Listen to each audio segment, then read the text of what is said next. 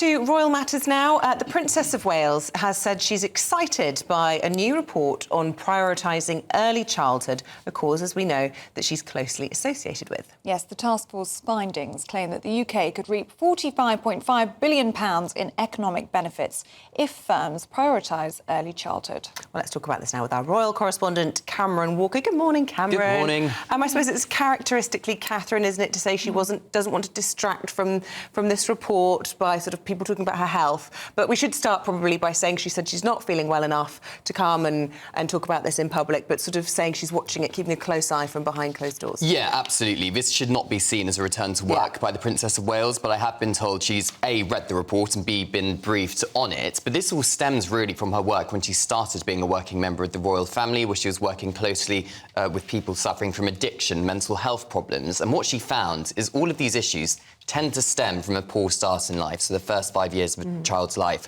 So in January 2023, she set up Shaping Us, this awareness campaign for the early years. 2 months later, she convened the business task force, so 8 members of big businesses across the UK, including IKEA, NatWest, Deloitte. There's not many people who can convene the bosses of these big companies, is there? But she did, and they have written this report setting out how businesses, big or small, whether it's the coffee shop in Wolverhampton or IKEA, can make small differences to their employees to help them support young children growing up. And over a generation, that could add, as they claim, more than £40 billion to the UK economy each year. Now, we spoke to Peter Grigg yesterday. He's the chair of Home Starts UK, a charity which supports young families. Let's hear what he said about the Princess's role in this. She's been a real driving force behind the report and everything it's done. And when we've spent time with the Royal Foundation, what it does, it reminds everyone that this is really important work and early childhood matters, that more businesses should get involved, that more charities are out there for people who want to do more to support families and children. So it's been a wonderful experience. Driving force behind this, says the Princess of Wales. But of course, it's a big task, isn't it? That's a lot of change that would need to happen. So it's going to happen over a long period of time. And the Princess cannot lobby government.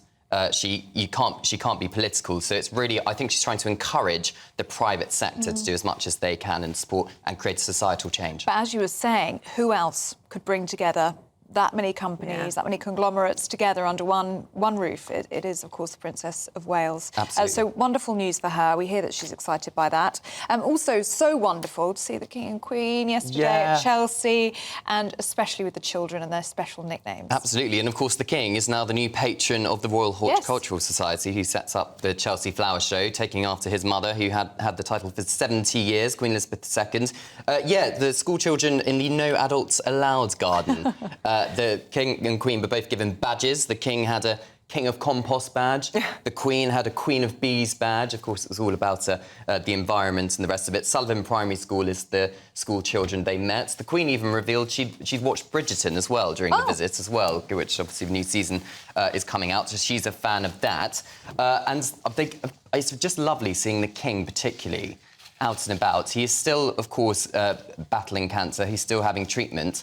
But he clearly is very determined, I think, to carry out as many public duties as possible. And we have seen in the last couple of weeks him doing more and more, ramping up these engagements as we get towards the summer. So we should treat this perhaps as a bit of a positive sign. And you can just tell, I think, by looking at the pictures here, of how happy he is to be out and about, particularly in the lovely weather. Yeah, well, he's in his element there. He absolutely loves Chelsea. There have been previous years when we've seen Catherine and the children, haven't we, at Chelsea? Maybe we'll see them back there next year.